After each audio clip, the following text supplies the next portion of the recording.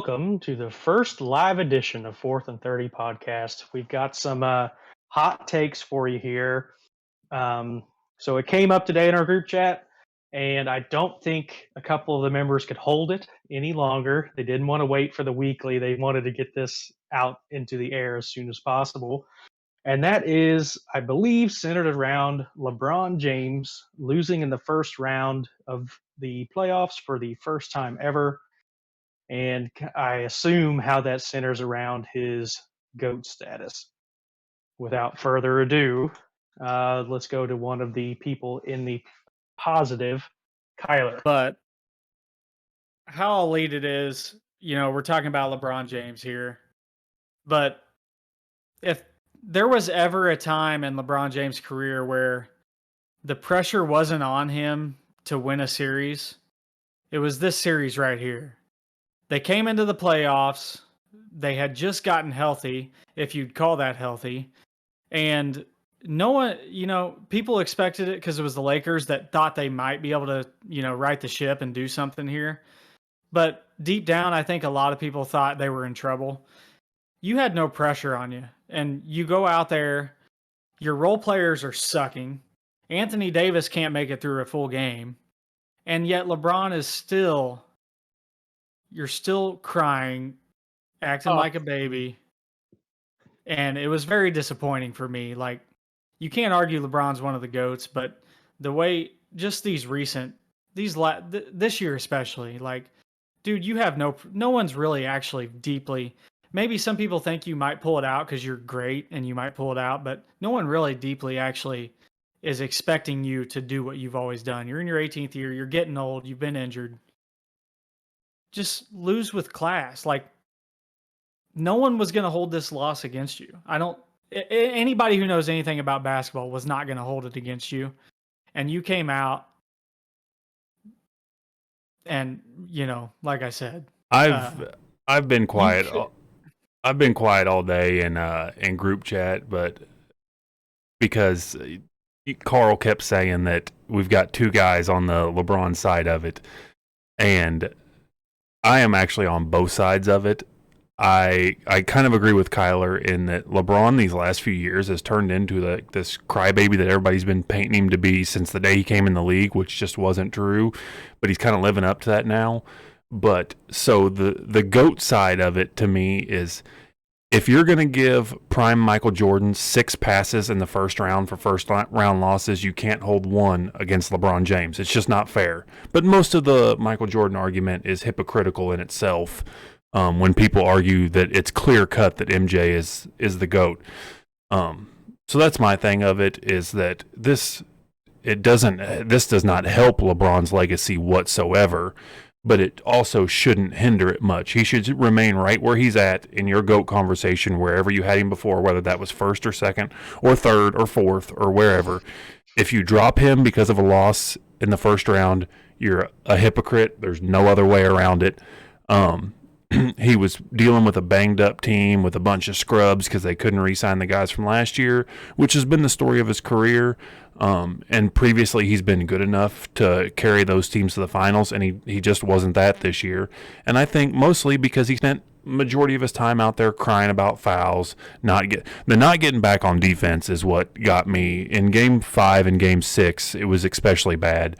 And that's a knock on him to me, but it doesn't change where he is. That just alludes to the point I made. Like, all those factors, no one expected you to win, but had you not done any of that stuff, there wouldn't really be anything to hate on him for, because the Suns are the better team, they're healthier team, and they were battle ready because they were healthy coming into the playoffs. And credit to the Suns, that's a good team. And I'm happy for Chris Paul, and I really hope that Chris Paul, I'm rooting for the Suns now. I've always liked Chris Paul, even though he's probably a bigger baby than LeBron. Oh, for sure. I do kind of hope that Chris Paul gets a ring, because he does deserve one, the type of player he is. But Devin Booker, holy crap. Stud. Devin Booker is a star. Like, 33 points in the first half on 16 shots.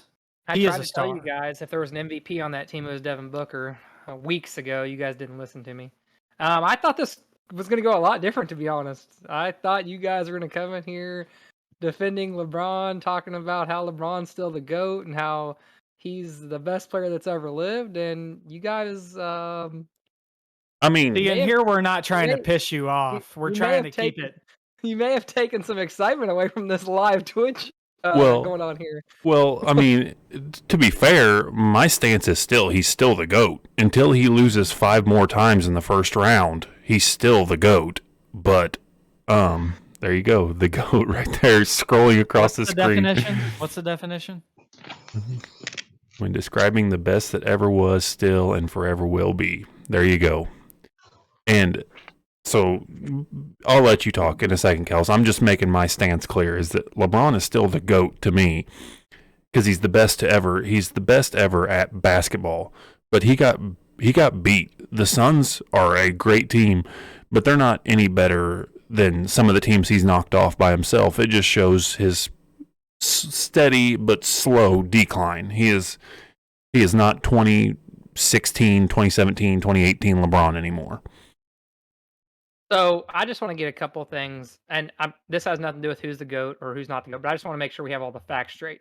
Jordan lost 3 times in the first round, not 6 times. So he lost 3 times in the first round, and on top of that, Jordan never missed the playoffs. LeBron has missed the playoffs. I'm not saying who's the GOAT, but I just want to get the facts straight. LeBron's first 2 years in the league, they didn't make the playoffs. So I just want to get the facts straight real quick before we get. Are you forgetting that Jordan played for the Wizards and didn't make Okay. the playoffs? You're correct. With the Okay, Wizards, one just- year he did make the playoffs. You're correct. Yeah. The end of his career, he didn't make the playoffs with the Wizards. But that's right. I just want to get the facts straight. He said they lost 6 times in the first round. He didn't lose 6 times in the first round. He lost his first 3 years in the first round. I thought this was gonna go a lot different, to be honest. So I don't even know how to react to you guys. Like you said, I've obviously been a LeBron hater, as you guys like to paint me, pretty much his entire career. But the last few years, the last few years, I've given LeBron his due respect. He's definitely one of the greatest basketball players that ever lived. Like I told Carl today, I think when you're trying to pinpoint who is the greatest basketball player that ever lived, like if you're just trying to pinpoint one, it's basically, do you like this guy or this guy? There's no way to determine which one's the better basketball player. It's, would you rather have a guy that plays like Jordan, or would you rather have a guy that plays like LeBron, or Kobe? But LeBron, what Kyler said, and I do think LeBron at times hasn't been the greatest teammate, like throughout his career, his entire career. He's kind of always made it about himself and hasn't done a good job of picking guys up. But the last few years, it's been terrible. It's hard to watch. It is hard to watch. Well, I'm going to stop you right there, because is that him or is that the media portraying that? Because if you ask anybody he's ever played with, except Kyrie Irving, who, let's not even get started with him, has always backed LeBron and talked about how good of a teammate he was. So I don't buy into that. So I'm not okay. I shouldn't say he's a bad teammate. I should say on the court, he has antics that make him look like he would be a tough person to play with. I should say that. And his entire career, it's been like that. Like he's rolled his eyes at guys his entire career. But the last few years, it's gotten way worse. He doesn't get back on defense. He sits there and complains to the ref. Like, I get saying stuff to the ref, but most guys are running on the court while they're saying stuff to the ref. LeBron's staying down on the offensive end of the court, just standing there whining at the ref. I would partly agree with. Or game it might just be something that his teammates have just gotten used to playing with him. But game 5, he walked off the court 5 minutes early. Like, he walked to the locker room. That. He walked to the locker room 5 minutes left in the game. That's like, being a little whiny baby pissy pants because you can't do it anymore. Like, and then speaking to LeBron making it all about himself, in game 2, there was a foul. I think it was game 2. There was a foul where Chris Paul pulled him down with his arm, and LeBron's laying on the floor, and then that scuffle breaks out to the side. LeBron realizes there's a scuffle going on. No one's paying attention to him. So he gets up, literally walks right by the scuffle, grabs his arm and falls down so people bring attention to him again. And that's the thing that people have a problem with LeBron with. Like, it's not, I think anyone who actually watched LeBron play would think LeBron's a great basketball player. But when you act like that and do stuff like that, it just gives like you guys said, it just gives people a reason to hate you. And that's what you guys said about Kyrie Irving, but LeBron acts like a fool all the time on the basketball court. So I'm not condoning LeBron's actions when it comes to the pulling teammates down and even the rolling the eyes stuff. I don't think I would have ever done that. I don't know. I can't say that I wouldn't have. But if you had teammates doing some of the things that he's had teammates do, like when you think about playoff moments, The J.R. Smith one. the J.R. Smith Smith one, comes to the top of it. like, But yeah. not because the guy doesn't cut the right way. Like, Right. Yeah. Like, perfect example. I think it was game 5. Yeah, it was game 5. Caruso was in the corner. LeBron's kind of dribbling over to him like they're going to do a little handoff. The defender's overplaying. Caruso cuts back door. LeBron throws the pass out of bounds and is like putting his hands up like, LeBron, that's on you. He had a back door for a dunk. I think it's just Like, all boiling. Say my bad. Say my bad. Yeah, you're not wrong. I think it's just boiling over, and I'm not trying to make excuses for LeBron, but I think it's just all boiling over from, I mean, just some of the teammates he's had over his career. He's had awful teammates. Yes, Kels, he had Dwayne Wade and Chris Bosh, and he had Kevin Love and Kyrie. But look at some of these bad teams he's carried to the finals. I mean, the 07 team, is that when he went the first time? Like, that is not a playoff team at all. They shouldn't even have been the 8 seed, and he backpacked. But nobody in the East was a playoff team that year. Yeah. You're not wrong, but I'm just saying, years and years of dealing with Zydrunas Ilgauskas being your second best player, Okay. Alex That's Caruso being your third best player, is just like it has to be frustrating. For being as great Well, as he is, it has to be frustrating. You're probably going Carl, to bring that's up Detroit. debatable. That's debatable. But a better point to say there is, Cody, that was 15 years ago. Damian Lillard carries crappy teammates all the time, but you don't see him doing stuff like that. And you even heard Damian Lillard yesterday say, "How long can I stay dedicated?" You guys see that tweet? Yeah. Yeah. He doesn't act like Instagram, that on the court. And, it's not like Damian Lillard's had all-star teammates his whole career. So He hasn't necessarily Yes. had all-star teammates, but this team, the team that this is why, and we'll probably get into this in just a minute, but this is why Stotts needs to go. Is this team was not that bad. This Portland team was not bad at all. They are not first round 4-2 bad. I would So- say they're Does pretty anybody need a evenly mask, by matched the with the way? Nuggets. I think they finished right about or as good as they are. I'm just being honest. I don't think they're better. I think Well, you think they're better than they are, honestly. They reached their max potential when they made the Western Conference Finals. Until they get another superstar, that's as far as you can go anymore. You can't go any further. It And would take the perfect storm. McCollum's supposed to be that guy, and he has moments where, I mean, there's been playoff games where Lillard has defaulted to McCollum because McCollum has the hot hand, but it's just not there every night like Lillard has it. Not enough. It's not there enough. So here's one thing that's going on in the NBA. All of the superstars are guards right now, it seems like. So, and what when about is your that- boy Embiid and Joker? yeah, but when is that worked Giannis. for the guards, right? Every there's guards everywhere. So you had it work for the Warriors. That's really your only recent example because, even the Raptors, Kawhi Leonard's not a guard, never has been. I mean, The Lakers last year is LeBron and AD. Like, so who would you send to Portland to help Damian Lillard out? That's not a guard because a guard's not going to do it because CJ McCollum can score 30 on any given night too. The rumors are Steph Curry would do it. Karl Anthony Towns is what the rumors are, which helps them offensively, but their problem is defense. The problem is not scoring the basketball with that team. You have one of the best scorers in the game, probably the best scoring second option in the game. You have two great big men in Cantor and Nurkic, but the problem is they don't play. And then you got Melo, top 10 scorer of all time, and still has a little bit of gas in the tank. The problem is not scoring the basketball. The problem is playing defense. Go get Rudy Gobert and Drew Holiday then. Yeah, well, I don't think they're coming off of them after their championship run this year, but I don't. There's no easy thing in Portland to do. They Lillard isn't. John going just to Boston. said, John just said Lillard's going to Boston. Shut up. He is not going to Boston. I think right now all the talk is just emotions are running high right now for Portland. I mean, that was a disappointment. There's players frustrated. Lillard essentially got no help in the last 2 games, even though he wasn't great in Game 6. And I like Terry Stotts. I think he's a great coach, but he's got to go. That's got to be where it starts. You've got to get rid of Terry Stotts. You got to get somebody defensive-minded in there. So you can hold teams under 120 points when you need to, and you got to bring those guys back. I'm a big Nurkic fan. They just need the next Stephen Curry if they can find him.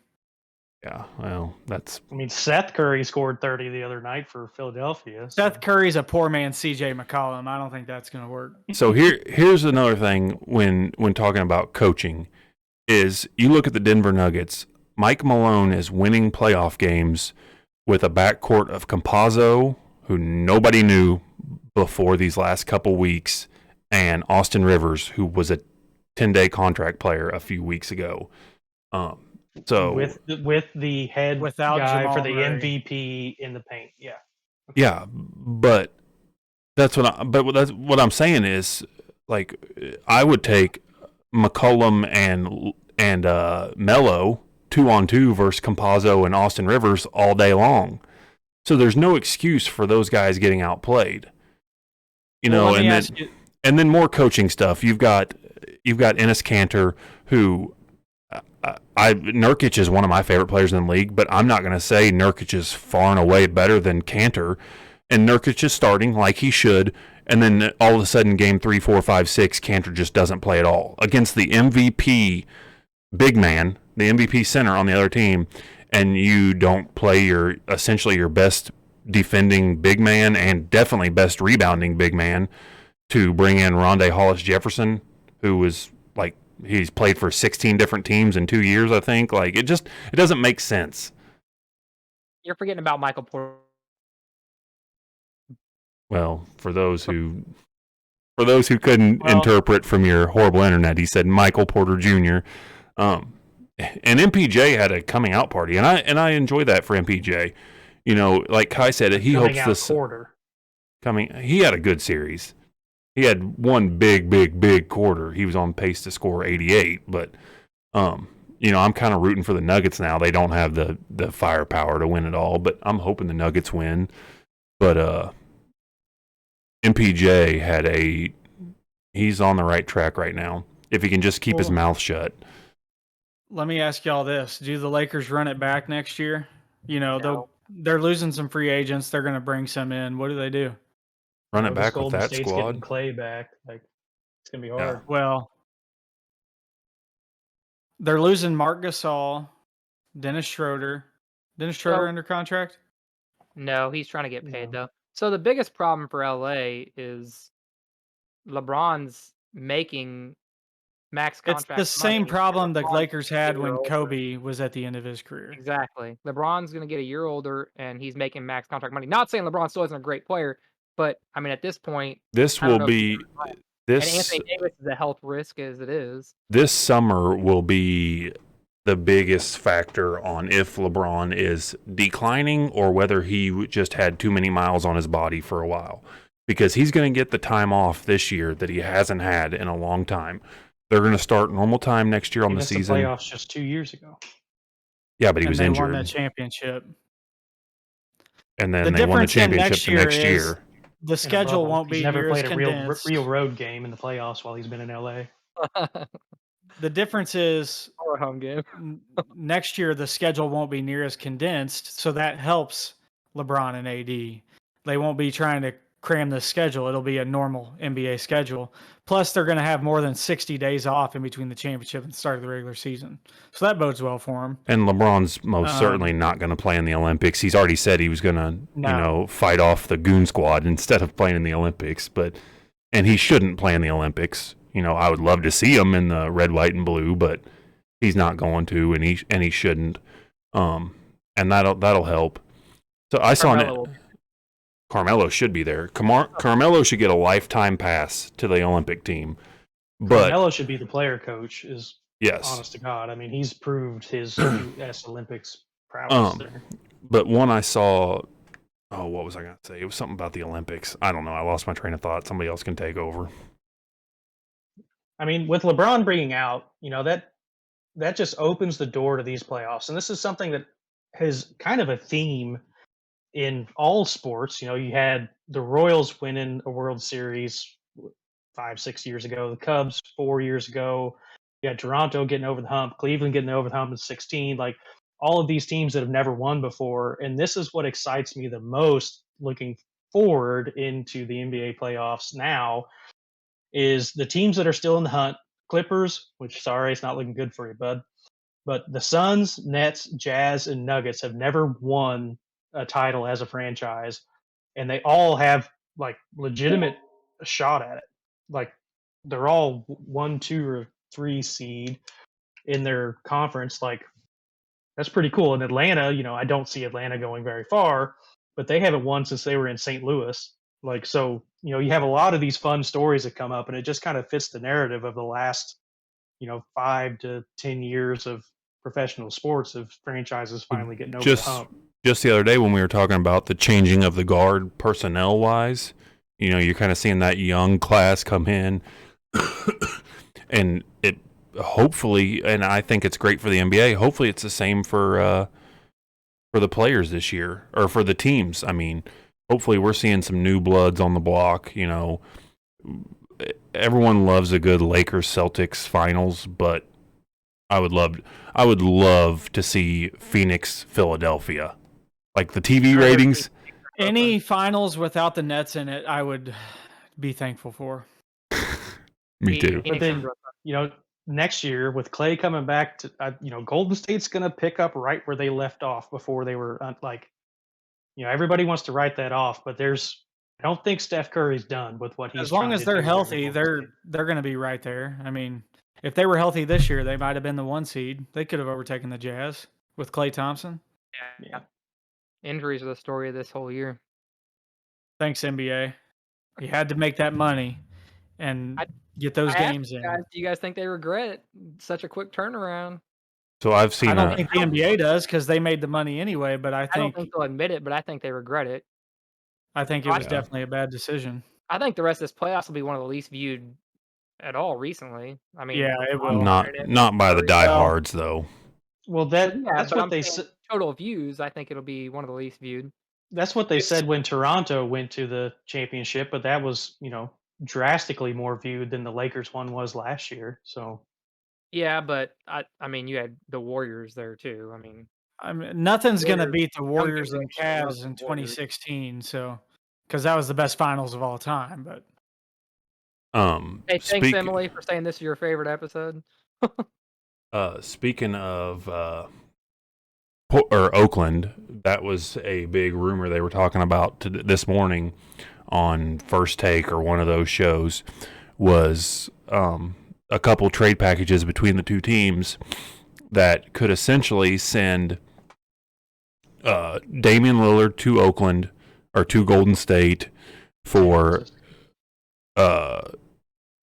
Wiggins, Oubre, and one more. I can't remember. Not a superstar, but a good piece.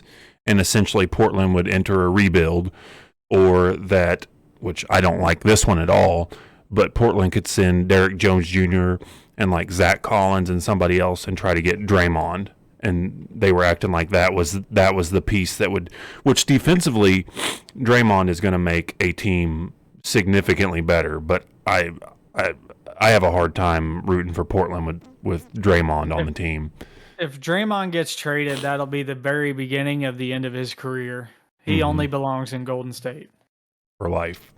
Y'all are such Draymond haters. I mean, you talk about LeBron, the way LeBron acts. Have you seen the way Draymond Green acts? But I said LeBron's a good basketball player. I quit saying LeBron was a bad basketball player. LeBron just acts a fool.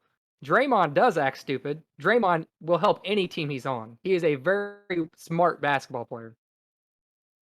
As the third guy off the bench, yes, he would be. He would help teams as the third guy off the bench. He'd add a few rebounds if the NBA voted for the 8th player the 8th man of the year. Draymond's got that bitch on Could you lock. could you imagine how many technicals he'd have on a bad team? Jesus. He'd be ejected about half the season. This was his year to just shine. If he was ever going to shine, it had to be when it was just Steph Curry there and the team needed him to step up, and he didn't do jack shit. So, Yeah, and however much of his salary has to go towards that backboard that he broke on the on that layup to win the play-in game. Backboards aren't cheap. Man, next time LeBron misses a layup, I'm gonna make sure you hear it. Oh, I'm sure you will. I wouldn't expect anything else out of you. all right. Well, it sounds like we're winding down. It wasn't quite the fireworks I expected out of you two over there. Yeah, I About honestly LeBron? expected to have to go to town 'Cause- on you guys. I 'Cause can't I- hide my disappointment in that.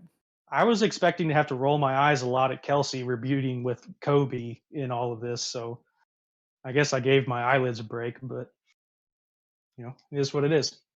Well, we want to thank you guys for tuning in to this first live edition of 4th and 30 podcast. It's been kind of fun, just getting to kind of just rant on each other a little bit. Look for us to do more of these down the road. As stuff pops up, if it's a super hot topic, we'll probably jump on and do it again. Look on our socials, see if we're going to be on. And then we might even start doing the regular podcast on here too, if you guys want to chirp back. So we're always happy to field questions. If you want to flood the chat with stuff, that's fine. We'll be more than happy to call you stupid there too. Some of you we see face to face, we can do that too. I mean, it don't matter. So if that's all, you guys got anything else? Mavericks in 6. On to football season. All righty. Let's not forget about the NL Central leading Chicago Cubs. It's June, so okay. All righty. Well, you guys be good out there and tell your grandma she can watch us live now. So here we go. Put Twitch on her phone.